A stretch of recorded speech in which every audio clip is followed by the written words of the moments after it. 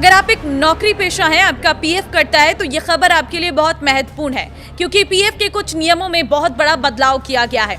एक एक करके आपको बताऊंगी, इस वीडियो को लास्ट तक जरूर देखें और आपके सारे सवालों के जवाब आपको इस वीडियो में मिल जाएंगे। नमस्कार, मैं हूं आपके साथ ममता तिवारी और आप देख रहे हैं न्यूज़ 18 का डिजिटल प्लेटफॉर्म। अब नौकरी पेशा लोग बीमारी, शिक्षा, शादी और घर जैसी जरूरतों के लिए अपने पीएफ अकाउंट से पात्र 75% राशि का 100% तक पैसा निकाल सकेंगे। केंद्र सरकार ने पुरानी 1952 की व्यवस्था को बदलकर अब सामाजिक सुरक्षा संहिता के तहत 29 जून से देश में नई ईपीएफ स्कीम लागू की है। अगर इसे हम इजी लैंग्वेज यानी कि आसान भाषा में समझें तो इस बदलाव का आपके पीएफ बैलेंस और विड्रॉल पर क्या असर पड़ेगा वो समझ लीजिए।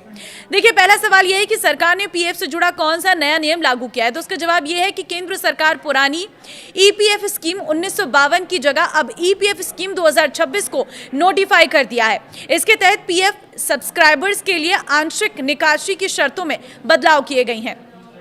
दूसरा सवाल का जवाब यह है कि आंशिक निकासी को लेकर सबसे मुख्य बदलाव क्या है, तो देखिए जवाब यह है कि नए नियमों के तहत अब कोई भी ईपीएफओ मेंबर अपने पीएफ अकाउंट से पूरा पैसा आंशिक निकासी के रूप में नहीं निकाल सकेगा।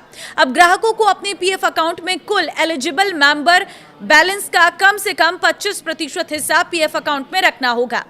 तीसरा सवाल बहुत लोगों के मन में यह रहता है कि इस 25% मिनिमम बैलेंस के नियम को गणित के हिसाब से कैसे समझे, तो इसका जवाब यह है कि इसे एक सीधे उदाहरण से आप समझा जा सकता है। अगर किसी कर्मचारी के पीएफ खाते में कुल एलिजिबल मेंबर बैलेंस 1 लाख रुपए है, तो नए नियम के मुताबिक 25,000 यानी कि 25% को खाते में ही छोड़ना अनिवार्य होगा।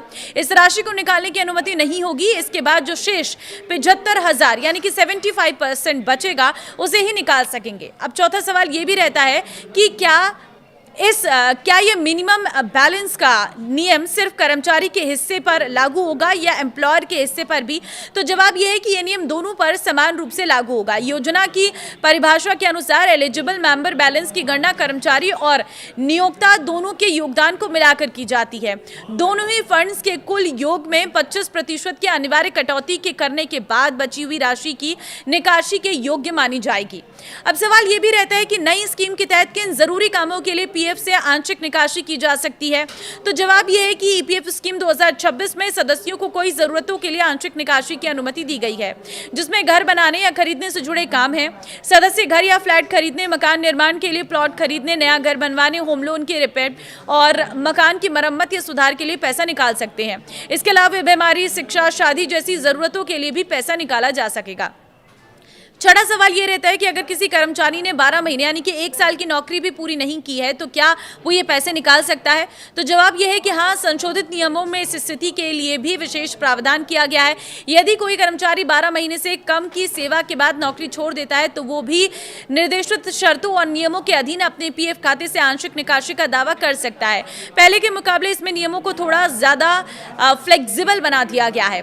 इस नई योजना ईपीएफएफ स्कीम 2026 को लाने के पीछे का क्या मुख्य उद्देश्य है वो भी समझ जाइए। इस नई योजना का दोहरा उद्देश्य है। पहला उद्देश्य है कर्मचारियों को नौकरी के दौरान जरूरत पड़ने पर आसानी से पैसा मिल सके। दूसरा और सबसे महत्वपूर्ण उद्देश्य ये सुनिश्चित करना है कि कर्मचारी अपनी पूरी रकम समय से पहले ना निकालें, जिससे उनके रिटायरमेंट के बाद के लिए बचत सुरक्षित रहे। तो क्या इस बदलाव से नौकरी पेशा लोगों की इन हैंड सैलरी या मासिक योगदान पर कोई असर पड़ेगा, तो उसका जवाब है नहीं।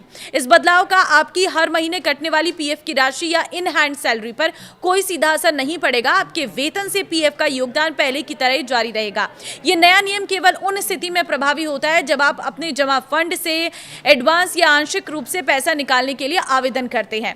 देखिए, ईपीएफओ ने वित्त वर्ष 2025-26 के लिए कर्मचारी भविष्य निधि जमा पर 8.25% की ब्याज दर तय की है। इसी दर के हिसाब से सभी पात्र खातों में ब्याज की गणना राशि जमा की जाएगी। यह ब्याज सीधे खाताधारकों के पीएफ खाते में क्रेडिट होगा और इसके लिए किसी तरह का आवेदन करने की जरूरत नहीं होगी। ईपीएफ कर्मचारियों की लंबी अवधि की बचत का सबसे बड़ा साधन माना जाता है।